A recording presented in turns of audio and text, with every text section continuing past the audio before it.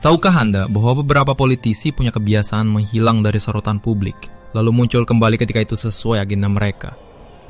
Taktik ini mengundang kecurigaan dan pertanyaan tentang akuntabilitas. KPK atau Komisi Pemberantasan Korupsi telah berupaya menghubungi Menteri Yakut, dan ini bukan pertama kalinya ia dipanggil.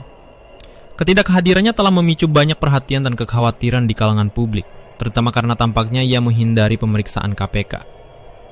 Ketika pejabat pemerintah menghindari pemeriksaan hukum, hal itu mengirimkan pesan yang salah kepada publik. Hal itu merusak kepercayaan pada sistem dan membuat orang bertanya-tanya, apakah ada yang benar-benar bertanggung jawab atas tindakan mereka. Maksud saya, jika seseorang setinggi menteri bisa begitu saja mengabaikan panggilan, apa harapan warga biasa? Masalah ini bukan hanya tentang Menteri Yakut, ini tentang integritas pemerintah secara keseluruhan.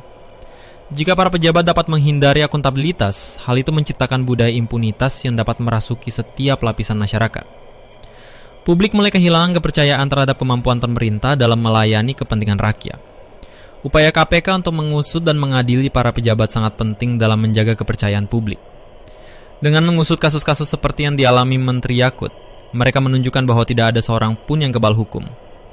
Ini menjadi pengingat bahwa bahkan individu yang paling berkuasa pun dapat dimintai pertanggungjawaban atas tindakan mereka. DPR atau Dewan Perwakilan Rakyat telah bereaksi terhadap langkah-langkah KPK dan terdapat cukup banyak diskusi mengenai ketidakhadiran Menteri Yakut.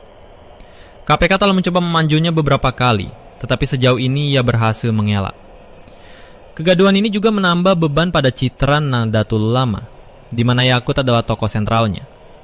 Ia adalah adik kandung dari Ketua Umum PBNU saat ini, Yahya Cholis Stakuf.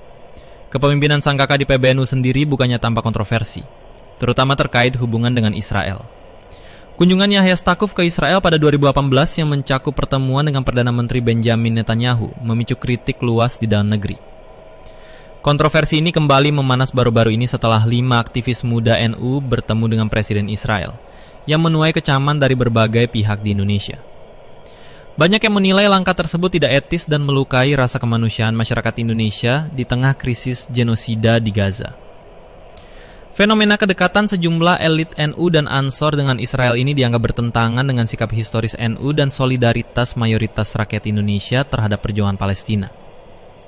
Oleh karena itu terseretnya nama Yakut dalam dugaan korupsi haji, secara langsung atau tidak, semakin memberatkan citra PBNU, Ansor, dan TKB, yang kini menghadapi ujian akuntabilitas berlapis, baik di dalam maupun luar negeri.